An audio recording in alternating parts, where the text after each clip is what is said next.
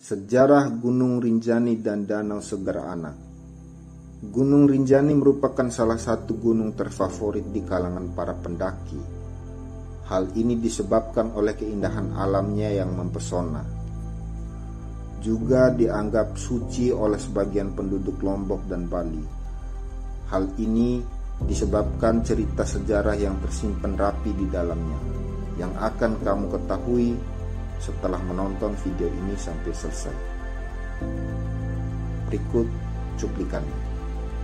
Bila kita sedang bercerita tentang sejarah Gunung Rinjani, maka kita tidak akan terlepas dari sosok Dewi Anjani, seorang ratu dari kerajaan gaib yang dipercaya memiliki paras yang sangat cantik dan kisah Dewi Rinjani. Seorang dewi yang cantik sampai sekarang bersemayam di puncak Rinjani. Kisah Dewi Rinjani, kisah berawal dari sebuah kerajaan yang dipimpin oleh sebuah raja yang bijaksana bernama Datu Tuan, dengan permaisuri cantik yang bernama Dewi Mas. Potret kepemimpinan Raja Datu sangatlah baik, dikenal sebagai raja yang dermawan, adil, dan berwibawa, membuat kehidupan rakyatnya sangat tentram, bahagia, dan damai. Namun, kehidupan sang raja menyedihkan baginya, sebab pernikahannya dengan permaisuri yang sudah berlangsung beberapa tahun belum juga dikaruniai seorang putra dan putri. Ia merasa khawatir tentang nasib kerajaannya jika kelak dia meninggal. Tidak akan adakah yang meneruskan kepemimpinan isi kerenungannya. Setelah berpikir panjang dan dengan beberapa perhitungan, sang raja akhirnya meminta izin kepada Dewi Mas untuk menikah lagi. Pernikahan ini tidak lain didasari oleh kepentingan nasib kerajaan di masa depan. Dewi Mas pun mengizinkan permintaan itu dengan lapang dada. Selang beberapa hari, menikahlah sang raja dengan seorang perempuan cantik, putri dari Patih Awu, yang bernama Sanggar Tutul. Namun setelah pernikahannya dengan Sanggar Tutul, sikap sang raja terhadap Dewi Mas lambat laun berubah. Perhatiannya semakin memudar. Raja lebih senang menghabiskan waktu luangnya bersama istri muda. Meski demikian, Dewi Mas tetap sabar dan tetap mencintai sang raja dengan sepenuh hati.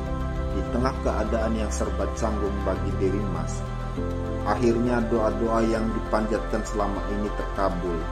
Ia hamil dan mengandung putra sang raja, membuatnya sangat senang dan bersuka cita. Kabar gembira ini langsung disampaikan kepada raja. Raja pun senang, namun berbeda dengan Sanggar Tutul. Ia merasa khawatir jika kehamilan Dewi Mas akan membuat perhatian raja yang berpaling darinya kembali sepenuhnya kepada Dewi Mas. Akhirnya ia membisikkan konspirasi di telinga sang raja.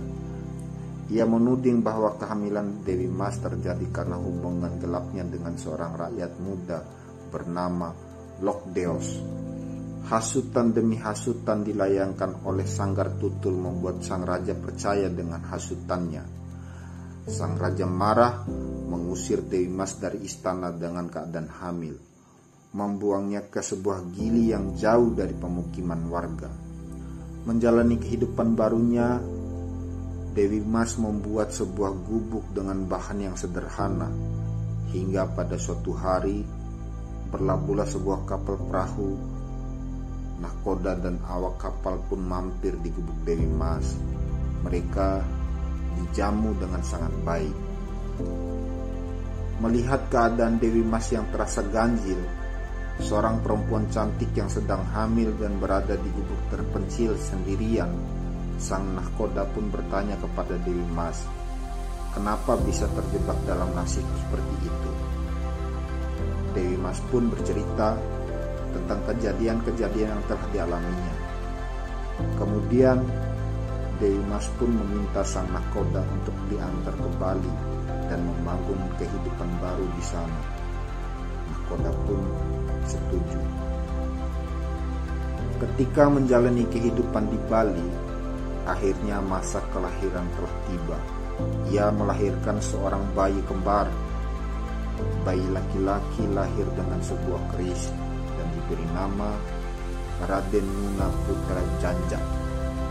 Sedangkan bayi perempuan lahir dengan sebilah anak panah dan dinamai Dewi Rinjani. Mereka berdua tumbuh sebagai anak yang lucu, menarik, tangkas, dan memiliki ilmu sakti yang mandraguna. Setelah dewasa, mereka berdua menanyakan tentang ayah mereka. Sedikit kebingungan untuk menjawab, akhirnya Dewi Mas pun menceritakan dengan seadanya. Mendengar cerita sang ibu, kemudian Raden Nuna sangat murka dan memutuskan untuk melakukan pelayaran ke Lombok dengan maksud menemui sang ayah dan meminta pertanggungjawaban dia kepada Dewi Mas. Sesampainya dia di istana Raja Datu, Raden Nuna melampiaskan kemarahannya. Ia menerobos masuk ke dalam istana. Tidak ada seorang pun yang dapat menandingi kesaktiannya, membuat sang raja harus turun tangan.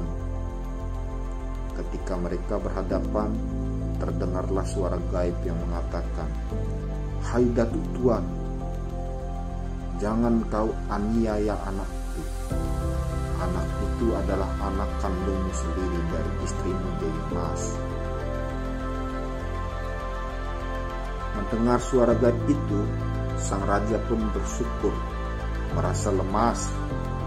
Ia teringat kepada perlakuannya terhadap Dewi Mas di masa lalu dan segera meminta maaf kepada Raden Nuna. Setelah dimaafkan, kemudian sang raja meminta Dewi Mas bersama dua anak kembarnya kembali ke istana. Dewi Mas pun menerima permintaan sang raja. Ia kembali ke istana, memaafkan raja dan Sanggar Tutul. Mereka hidup sebagai keluarga yang bahagia dan damai. Waktu demi waktu berlalu. Usia sang raja semakin tua.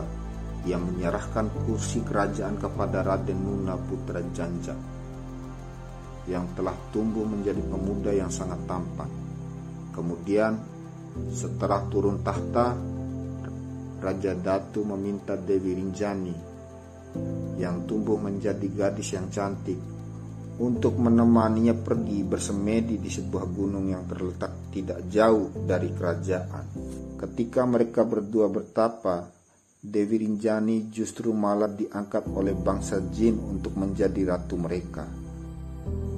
Hingga saat ini, sebagian besar penduduk Lombok dan Bali percaya bahwa Dewi Rinjani masih bersemayam di Gunung Rinjani, menjalankan tugas sebagai penguasa di kerajaan jin.